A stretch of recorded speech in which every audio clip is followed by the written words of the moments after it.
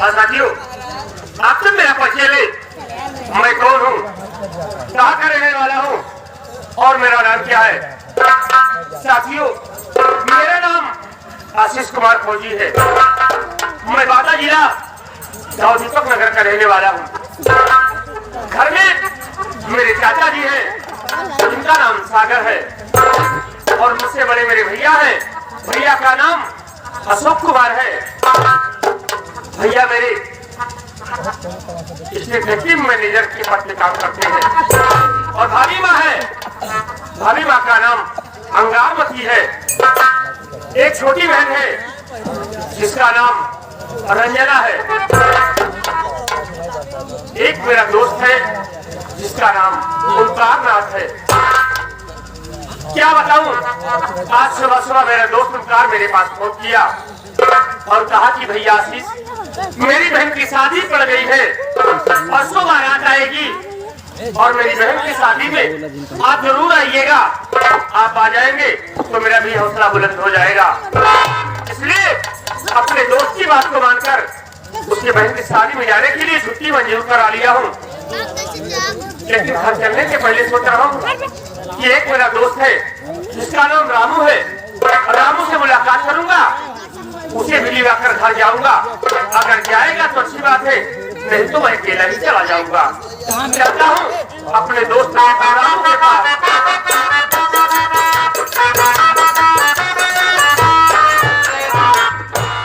अरे हमको भौजी भैया राम राम। भौजी भैया ने सरवाइन भैया कहा। अबे फौजी भैया की भौजी भैया। भौजी भैया राम राम। आओ अच्छा बच्चा आ भैया। मैं 12 किया है। 12 किया है। किया ना भले के पहले हो गए। कहाँ कहाँ किया? और सब अच्छा है। कहाँ तैयारी बनाया भैया? रामू देखो यार, आज मैं घर जाने के लिए तैयार हूँ क्योंकि मेरे दोस्त ओंकार नाथ को आप जानते हैं। अच्छा यहाँ काम करते थे? वही ओंकार नाथ मेरा दोस्त मेरे पास फोन किया था। परसों उसकी बहन की बारात आएगी, उसकी बहन की शादी में पूछना बहुत जरूरी है यार। मेरा दोस्त मुझे बुलाया है। अच्छा भैया, क्या तुमको न्योता नहीं मिला है क्या? न्योता मिला हुआ भैया। मिला है? अच्छा ये बतावा, तो चलोगे कि नहीं? न्योता खाए वाला दे वाला यार, मतलब खाए वाला दे वाला यार। अरे यार जब शादी क्या बारात आ रही है यार, जब चलेंगे क्या 150 कन्यादान कर ही देंगे। क्या समझ नहीं कर भैया, मतलब 150 में हमारा कैसे भाग गया? समझ नहीं कर भैया। कहाँ कोई गया ऐसा तुम बंडोरा? पता नहीं भाई साहब, पता यार देखा कितना जी बचावा। यह जो हमारे आ जाए था बताइए भैया, हमारे पास नहीं गई। तुम्हारे पास पैसा नहीं बा? चला जब पैसा ना बा तो हमारे साथ ही चला, तो हर हिस्सा ले जा, हम लिखवा के बस चलबो जरा भैया, चलबे अब चलबो जरा, लेकिन मिठाइया खा तोरो हिस्सा मिठाइया खा भाई। मतलब राम नाम में आसान होने को दिया। चलो ठीक है, कोई बात नहीं, हम भी चला जाए। रास्ता निकल जाओ, आप देखिए हमारे मास्टर साहब कि चलते चलते कुछ 2 लाइन गाते चलिए ताकि समय भी कट जाए और पहुंच भी जाए। ताकि आप सब किस्सों में एक छोटी सी कवाली में से गौर करिए, शायद पसंद आए।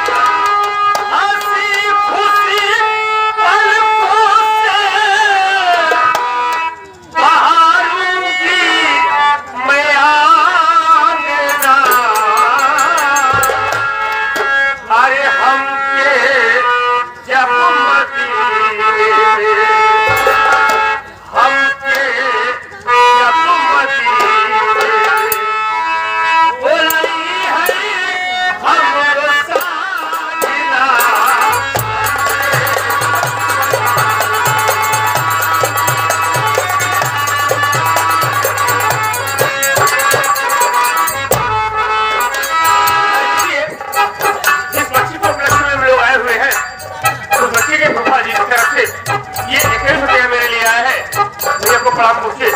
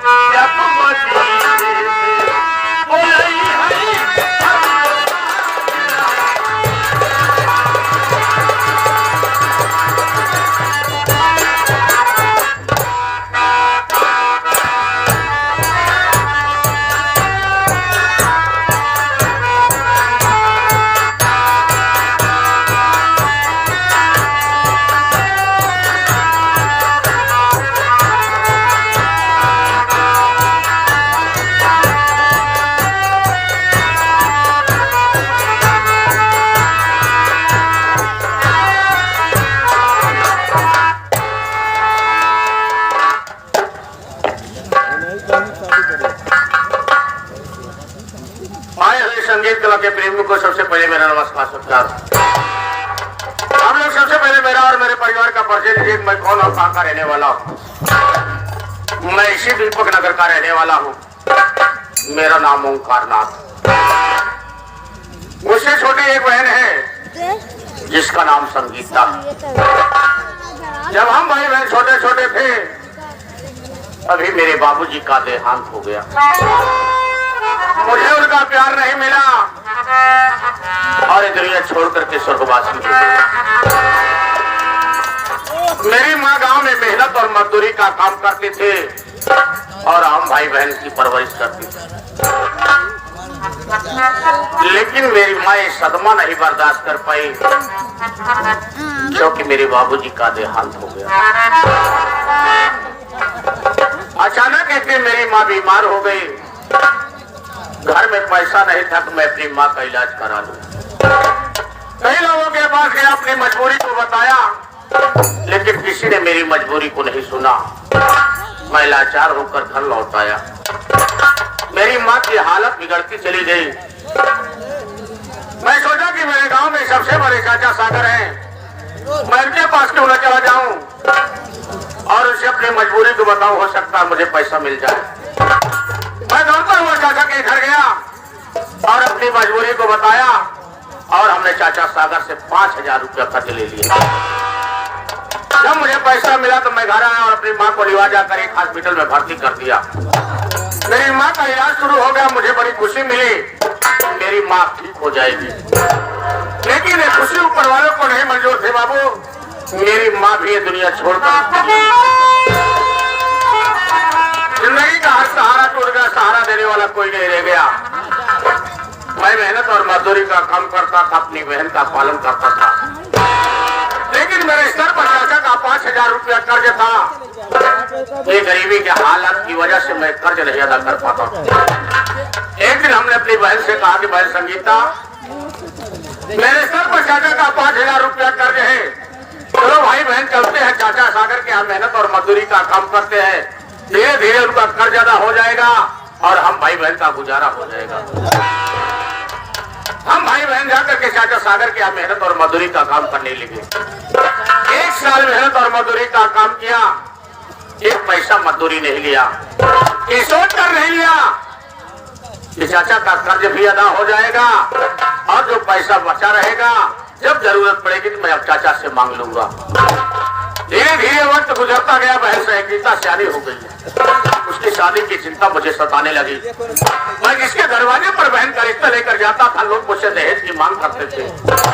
इतना मेरे पास पैसा नहीं था कि मैं दहेज देकर अपनी बहन की शादी कर दूं। एक दिन घूमते घूमते एक इंसान के दरवाजे पर पहुंचा और अपनी मजबूरी को बताया।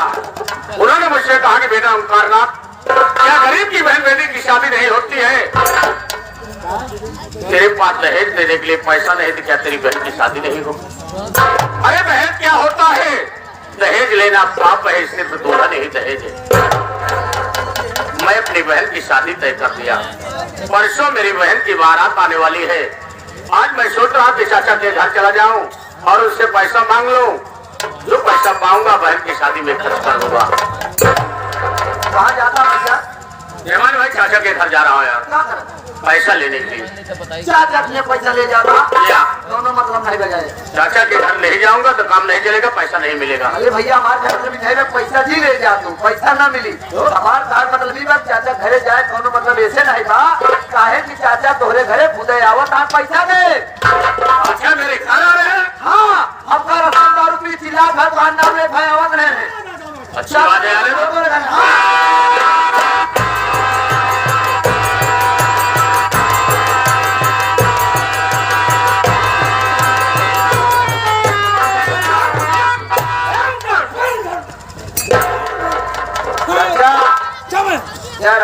जाया और कैसे चला भैया?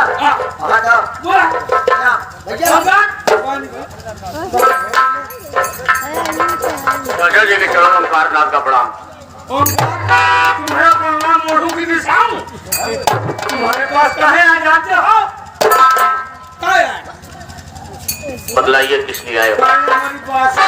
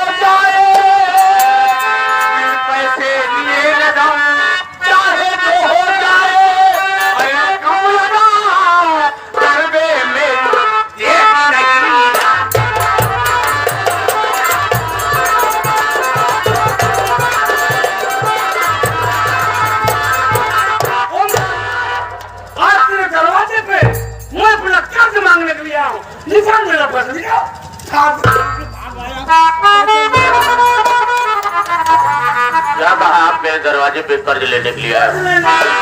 चाचा जी, ओंकार नाथ इस वक्त लाचार और मजबूर है, मुझे कुछ समय की मोहलत दे दो, मैं आपका पैसा आपके दरवाजे पहुंचा दूंगा। चाचा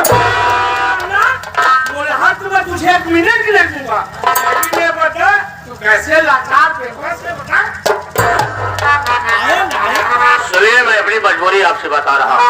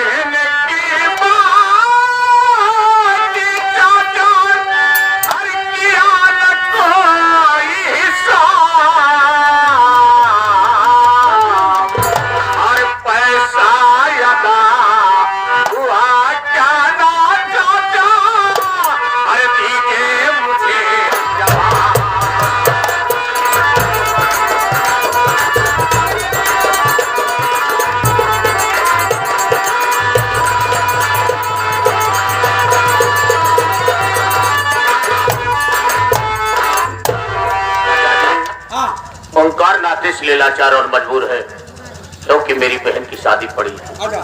परसों मेरी बहन की बारात आने वाली है। ये शादी बीत जाने दो, मैं आपका 5,000 रुपये आपके दरवाजे पहुंचा दूंगा। 5,000? मेरी बात 50,000 मेरी रकम चक्रवृद्धि पैसे पे लगा प्यारे, एक भाई न तेरा ये तुझको चुकाना।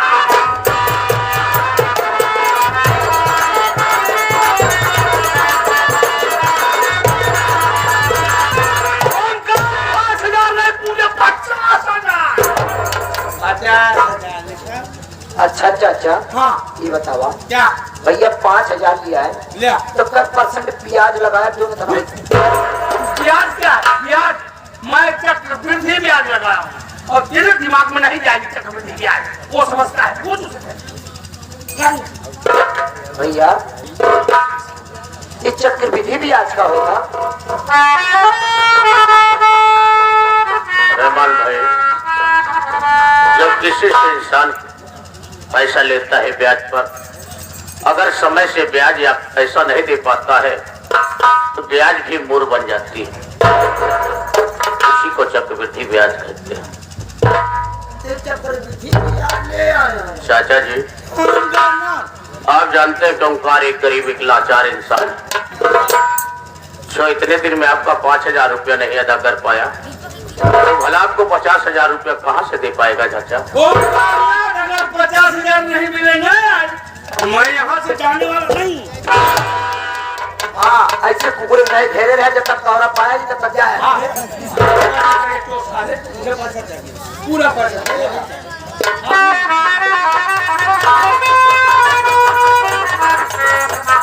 तो आप जब तक पैसा नहीं पाएंगे आप मेरे दरवाजे से नहीं जाएंगे। नहीं जाऊंगा, काफी दिन हो गया।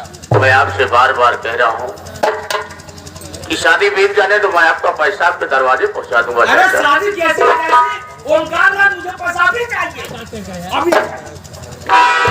लेकर तभी जाऊंगा।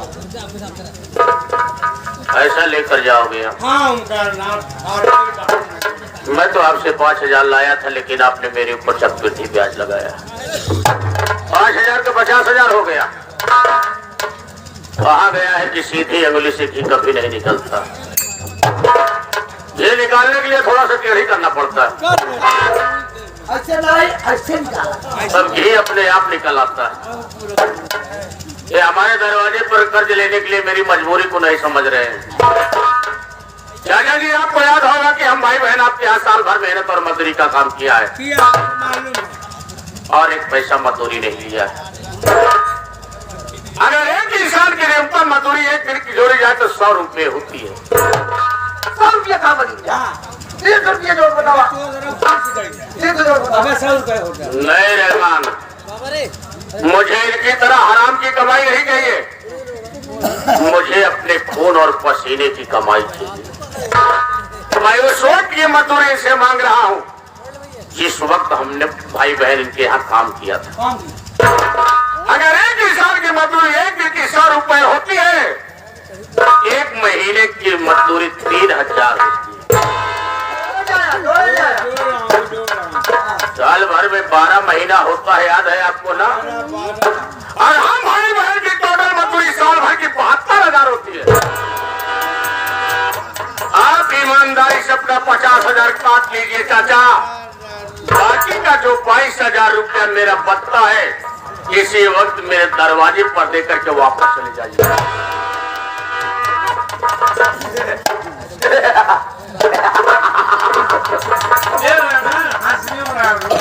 अब सटे बड़े चाचा। अरे चाचा, तुम तो पिला गया।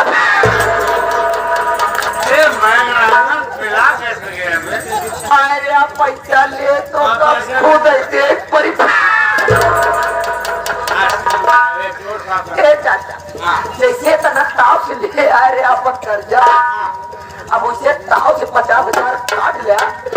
22,000 चुपके से लेके असिल मन से दुख तरह चला जा।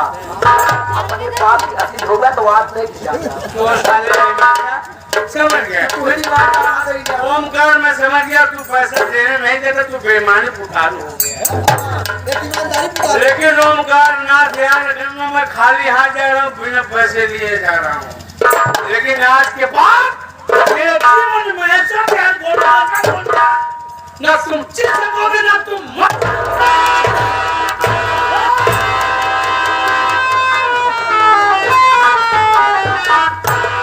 पागल हो गया तू?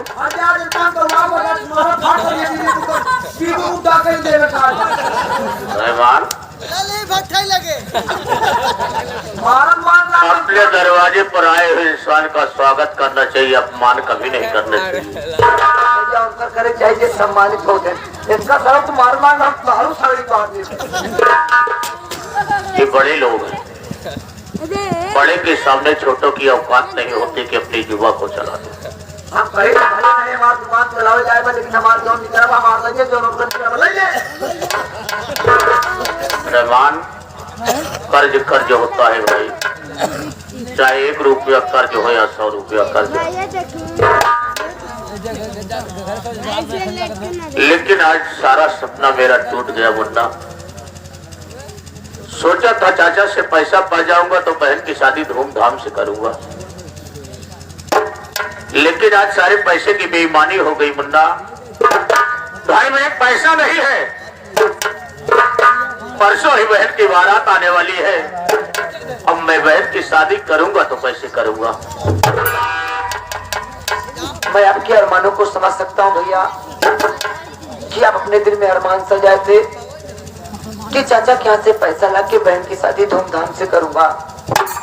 क्या करोगे भैया, ये तो विधि का विधान है। जो किस्मत में लिखा है तो होके ही रहता है। होने को कोई कभी टाल नहीं सकता। वो हर खुद पैसा नहीं देगा तो क्या बहन की शादी नहीं होगी?